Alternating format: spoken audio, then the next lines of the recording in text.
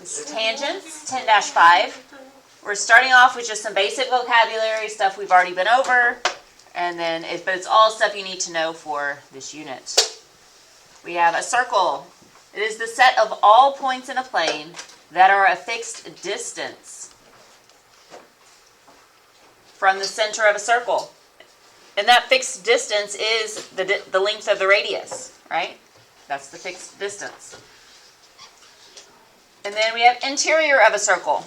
The set of all points inside the circle.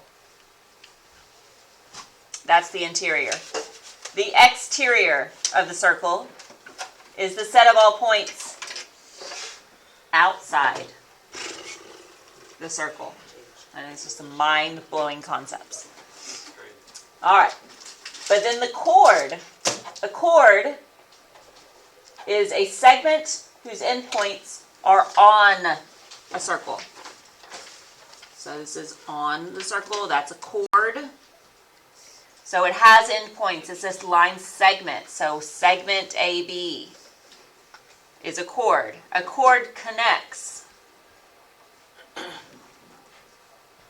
A chord connects, C and C. Chord connects parts one side of the circle to another. If a chord happens to go through the center, it's the diameter, right? Next we have secant. Secant is a new word. Secant is a line. It's not a line segment, it's a line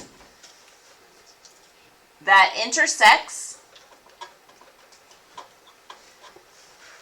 a circle at 2 points. So it doesn't have endpoints on the line. It intersects a circle at 2 points. So a secant slices. So here we have line N is a secant. That's the secant line. This one was a chord. And then the last one is a tangent. A tangent is also a line that touches a circle in exactly 1 point. And that point, hold on, before we get to that. So T for tangent, tangent touches. So line M is the tangent line. So you have a chord, a secant, and a tangent. And then the point of tangency is the point where the tangent line and the circle touch. So it's only at 1 point. In the picture, normally it looks like it's a whole section, but it's just that space between the line and the circle is really, really small until it gets to that exact point of tangency.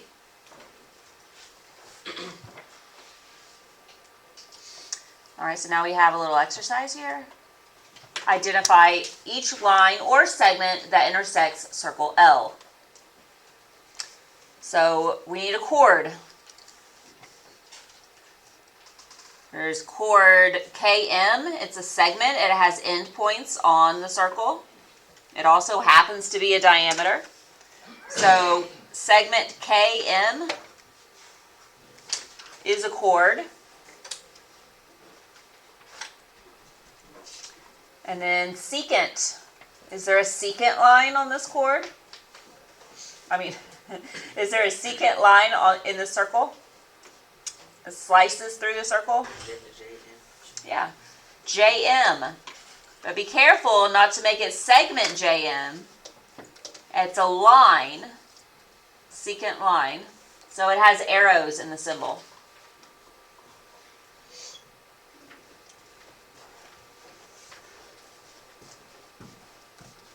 And then the next one is a tangent. So we have a tangent line.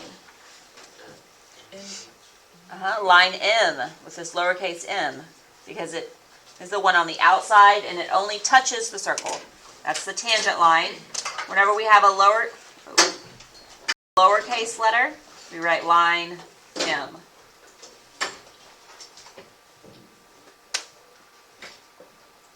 Diameter, which I guess I spoiled the surprise on that one. The chord KM or MK, it passes through the center, so that's a diameter. It's segment KM or MK.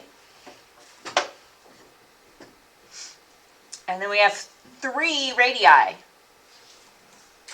We could say JL, segment J to L. That's a radius. There's also segment K to L.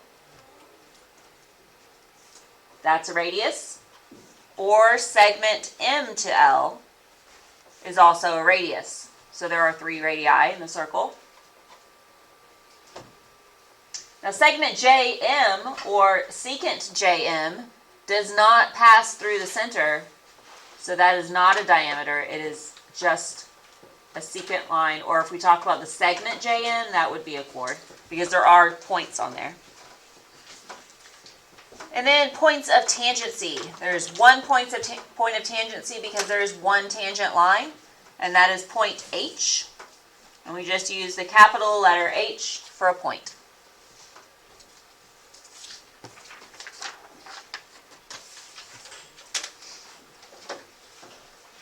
All right, so we're going to flip over to the back. We have 2 theorems for tangents. The first one says, if a line is a tangent, then it is perpendicular to the radius drawn to the point of tangency. So, if a line is a tangent, then it is perpendicular to the radius. The radius that's drawn to the point of tangency. So here, radius BA meets line M at 90 degrees. If it is a tangent line. So if we're told that line M is tangent to circle A, then we know that there is a 90-degree angle where they meet. Or if we are told that line M meets the radius with a 90-degree angle, then we can conclude that line M is a tangent line. Okay, so using that property, we're going to find the missing side, and it says lines are tangent to the radius. So we're told that lines are tangent. That's very important that we are told this. We have this given piece of information. We can't just assume that that's a tangent line. What if that line was like 93 degrees? You wouldn't be able to tell by looking at it if it was 90 degrees or 93 degrees. But we're told that it's tangent, so we know that the line meets the radius at 90 degrees. And because we know that, we can solve for the missing piece, which I'm going to turn that little question mark into an X. I can solve for the length of that section of tangent because it's a right angle, and that is a right triangle, which takes us to the Pythagorean theorem. And when we do that, we have to make sure that across from 90 degrees, that is the C value. The longest side of the triangle, the hypotenuse, has to be the value we call C, because it's the longest piece. So we know before we even start that X is going to be less than 17. Whatever it is, it's less than 17. All right, so now I'm going to set it up as 8 squared plus X squared equals 17 squared. And then I subtract the 8 squared.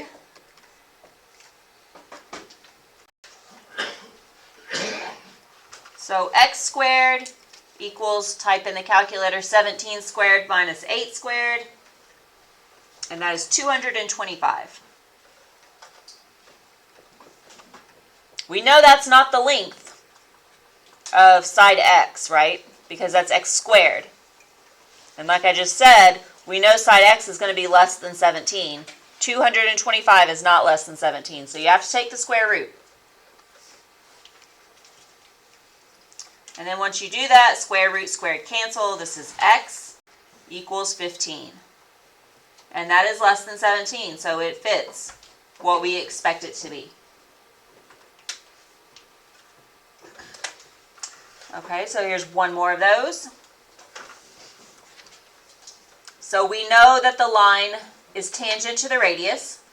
So again, we know that this is a 90-degree angle and we're looking for x. But this side isn't marked. How do we know? We have to have two sides of the triangle to do Pythagorean theorem. So what is that value? It's the radius. Is there another radius on the circle given to us? Yeah, there is. It doesn't even matter where it is. It could have not been in that triangle at all. If there was a radius here, and it said it would also be 6.6, because this one is 6.6. So that means this one is also 6.6. Any of the radii of this circle is 6.6. All right. So we figured that part out, and then we need to add together the hypotenuse because it's given to us in two different pieces. But we need the whole piece to be the C value across from 90 degrees. So 6.6 plus 6.4 is 13.0. So that's 13. And this has to be the C, right? Because it's the hypotenuse, the longest part of the triangle. And now we can set up Pythagorean theorem. We do x squared plus 6.6 squared equals 13 squared. And then we can subtract the 6.6. If you prefer calculating it before, you can do that too.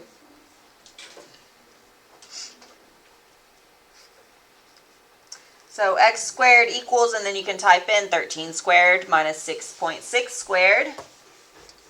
And that is 125.44. And then last, we take the square root to find out what the value of x is. So x equals 11.2.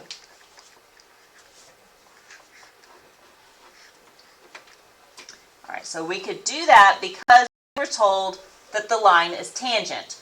So when you're told the line is tangent, you need to remember that the tangent line is perpendicular to the radius, meaning 90 degrees. All right, and the other property of tangent lines that we're going to go over today is the two segments tangent to a circle from a point outside the circle are congruent. All right, so in this one we have a circle, circle O, and we have a point outside the circle. Point B is outside the circle. It's in the exterior of the circle. And since there are two segments that intersect the circle at one point, and we're told that they're tangent to the circle, we have two segments tangent. You'd have two of them. And the segments are tangent to the circle from a point outside the circle. Means that they are congruent. So in this case, this is equal to this.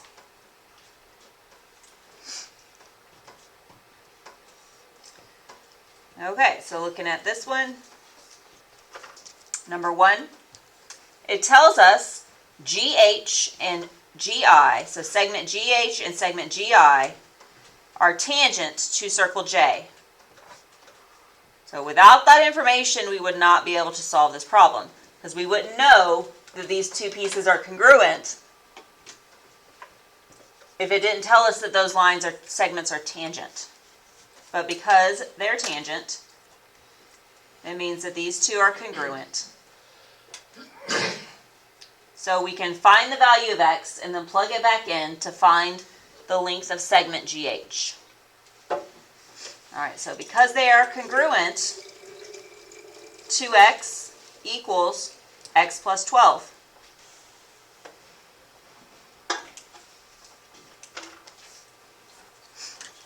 So then we subtract x,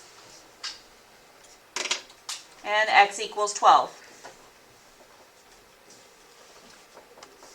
We're trying to find segment GH. Now, because both of these segments are equal, it really doesn't matter which one we plug x into to solve. But since it said GH, we'll go ahead and take it and plug it in for x. So GH equals 2 times x, and we just said that x was 12. So that means that GH has a length of 24 something, some unit. So if GH is 24, that also means that GI is 24, because they are the same length. In a minute. All right, number 2 is really no different. I mean, it's a different problem, but there's not anything extra that you're going to learn from doing another example. So I'm just going to skip this one for now. I can come back to it if someone would like me to work that out later. But it works just like the first example. And we're going to use that same property, the same theorem that two segments tangent to a circle from a point outside the circle are congruent, to solve for the perimeter of a quadrilateral. Okay? So here we have find the perimeter of a quadrilateral, and because we can see these points, there is one point on each side. That's a point of tangency, because the line segment on each side of the circle only has contact in one point. Means that's a tangent line. There are 4 tangent lines in this picture. So, for example, if we look at, I'll call it the top right-hand corner of the diagram, that purple dot. If we have a point outside of the circle that has 2 segments that are tangent, then they are congruent. So what that's saying, this is the purple dot's the point outside the circle. Over here, there's a segment that has a length of 11.7, and it goes to a point of tangency. And then over here, we have another segment that goes to a point of tangency. So it must also be 11.7. And then at the bottom of the picture, again, we have a point outside of the circle with segments that go to points of tangency. So if the left side is 12, then the right side must also be 12.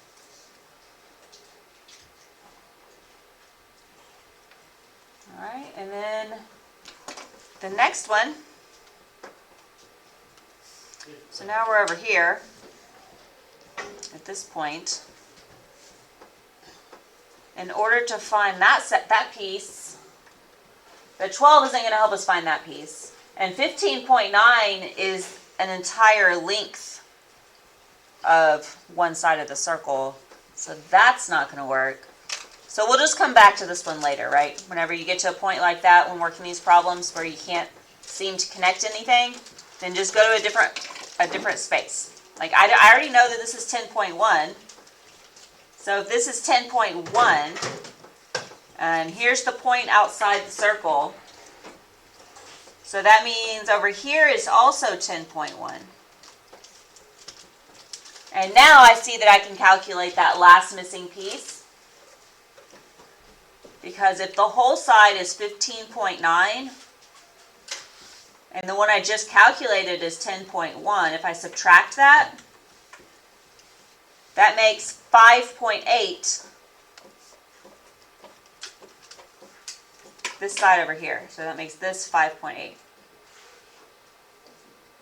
So now I know that this question mark I had a minute ago also has to be 5.8. And now that I have all the pieces of the perimeter, I can add them up. So 15, I'm just going to start with 15.9. And then I'm going to go clockwise. So then 10.1 11.7, another 11.7, a 12.0, another 12.0, and a 5.8. So when doing this, be careful not to double count some spaces, because I counted the 15.9, which encompasses this entire length. I made sure I didn't count the 5.8 and the 10.1 again, or else I would have too large of a perimeter. So just make sure you're not double counting anything, and then it's 79.2.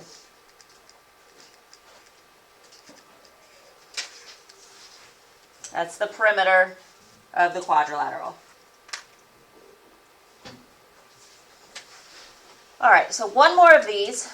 There's not anything new in it, but I want to go ahead and do a second example just to make sure you get it. I'm only missing a couple, information on this side. That's really all I'm missing.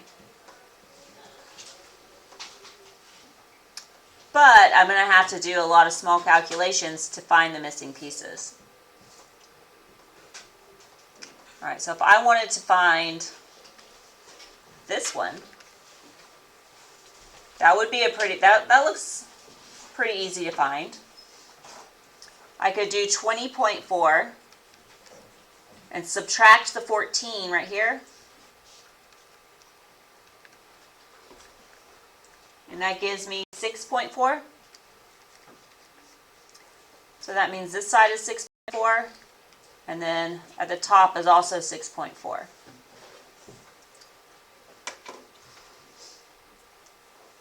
All right, so I did that, and then I know that 14, if it's 14 on this side of the corner, then the bottom part of the corner also has to be 14.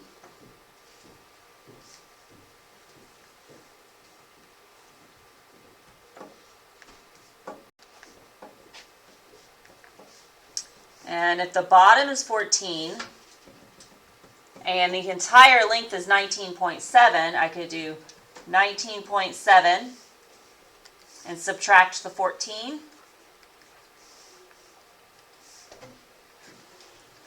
And that's going to give me 5.7.